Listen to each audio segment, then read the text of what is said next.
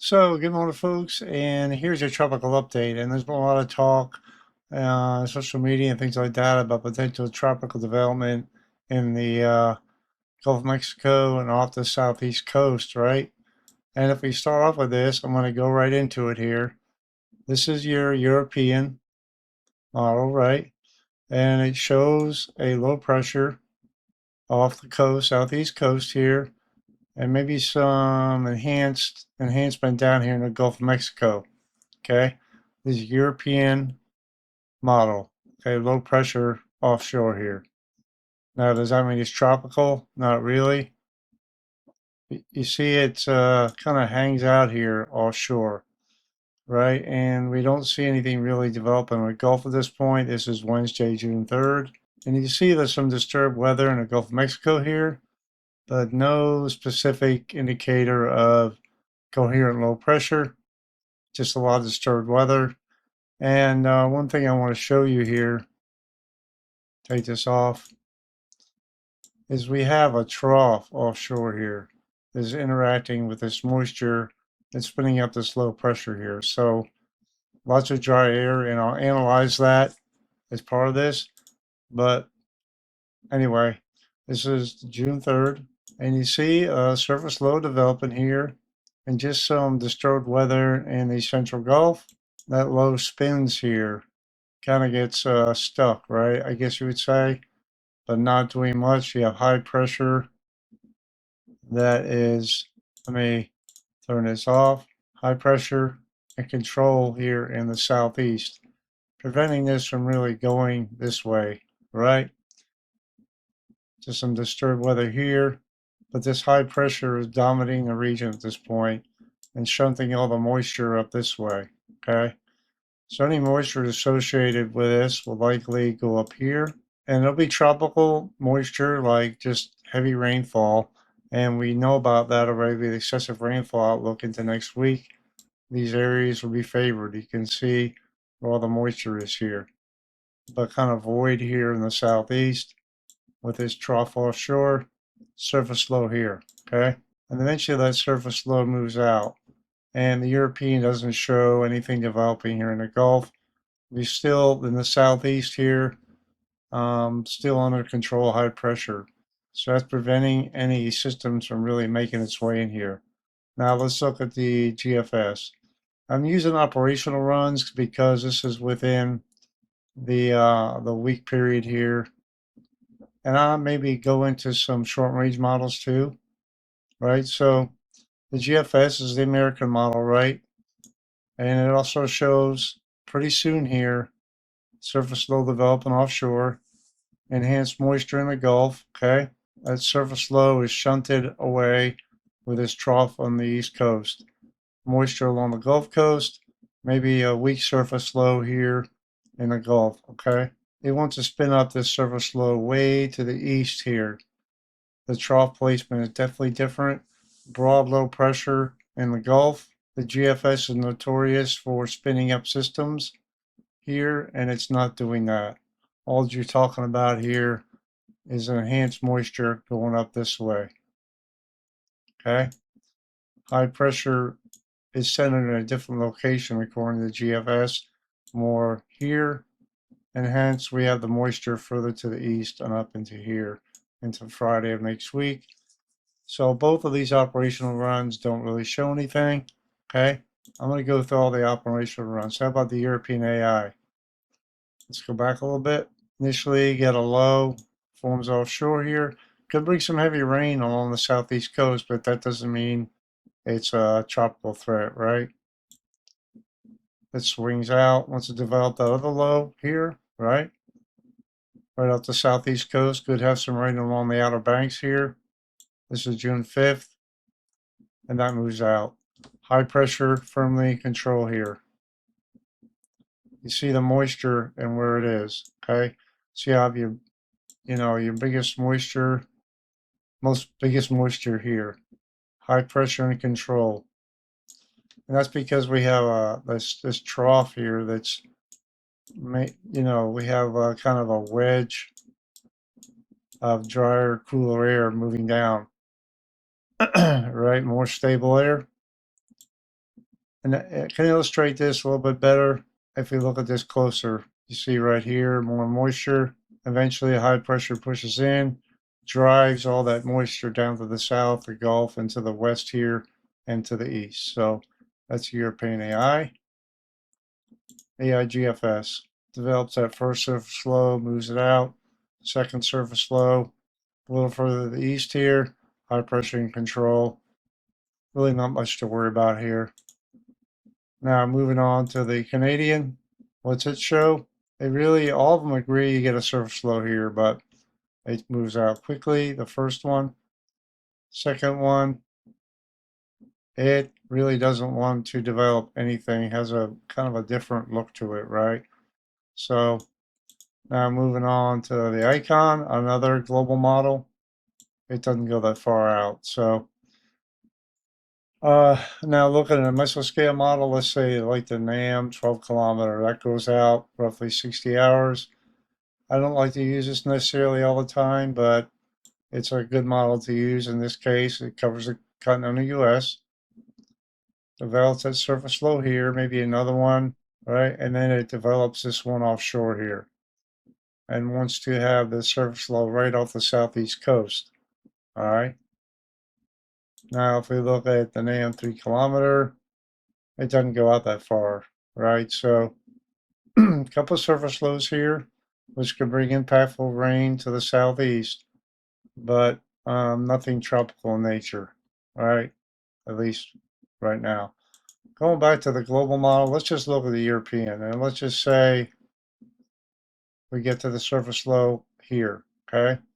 What I want to show you is the low level moisture here. All right, this is your European MSOP and surface pressure, total precipitable water, which means moisture in the atmosphere. It's available in the column to um, rain, really, right?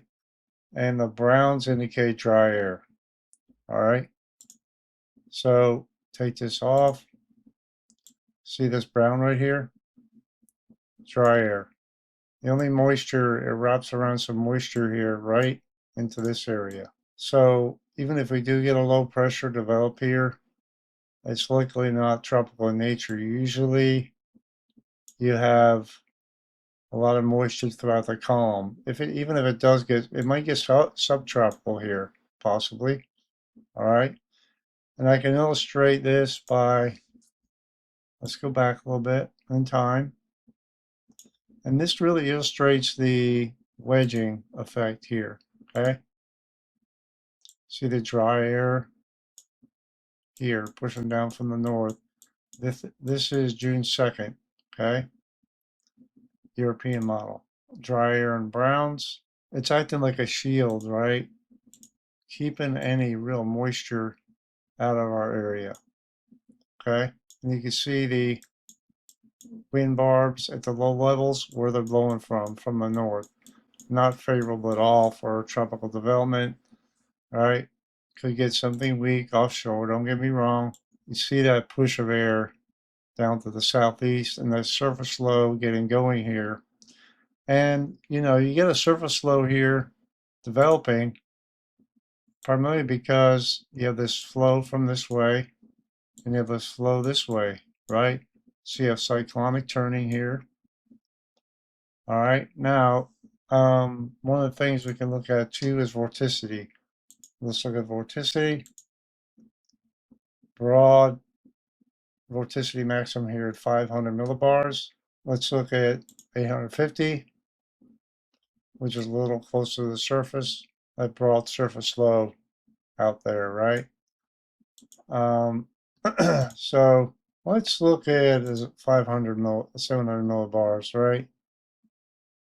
I mean, it does show this low pressure, but you see the origins of it and not that coherent of a structure. Well, it is coherent, right? But it's embedded within,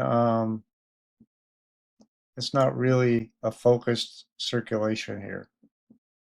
All right, so let's look at a few other things here. Dew point. See the dew points here? where the system is. Plenty warm air here. So that's okay, right? But let's look at the structure of this system and a sounding. Pretty moist all through the sounding. So let's see. Okay, this is a better way to look at it, right? I should have showed this to start with, but a little better explanation here. This is your atmospheric moisture through the column. 700 to 300 HPA relative humidity. Very dry air here on this side of it. You have a lot of moisture being thrown back this way, okay? We could get some rainfall here and gusty winds along the coast, but does that mean it's going to be tropical in nature? I mean, the moisture content is, long explanation of that, right? And it's undoubted that this low pressure is going to form here. We could have a subtropical hybrid type system here. All right. So that's my take on it, right? We're definitely going to get a low pressure form somewhere in this area. All the models agree on that. But you can see why we're not going to get, this isn't going to go in this way. Okay. Let's run this through a little further. This is Thursday, spins up, high pressure moves to the east, it gets pushed offshore in the flow, right? So if we look at the GFS again, GFS has a further east scenario, okay? But you see roughly the same scenario with dry air to the west here. Now, let's see what the experts say about this real quick. Here's your 7-day forecast from the Atlantic Basin from the National Hurricane Center. Not showing anything. 2-day forecast, not showing anything. They start issuing these on May 15th now, not June 1st. Tomorrow is hurricane season begin for the Atlantic Basin. In the Pacific, now we have some different formation chances. 80% in the central eastern Pacific and 20% along the Mexican coast. So that's a review of that. So the experts don't think anything's going to develop here. Could we get a subtropical system off the coast here? Possibly. All right. Now, if you want to stick around, I'm going to do one more analysis of a phase space diagram of the potential system to show you why I don't think it's going to be tropical in nature. All right. So this particular site attempts to resolve the characteristics of a system they form in the different areas, right? And we're looking at this potential developing system, right? The start is A here, okay? I know this is really detailed, but I just want to explain it so you know what my reasoning is here, okay? A, and this is your ending point C. This is your GFS, okay? Now it has different parameters here, and this is your 900 to 600 HPA storm relative thickness symmetry. And in tropical systems, you have to have symmetry throughout the system to be considered a warm core, okay? So it starts off symmetric cold core, transitions to Z, asymmetric cold core, okay? And it has a different intensities, sizes, and things like that, all right? So from that perspective, cold core.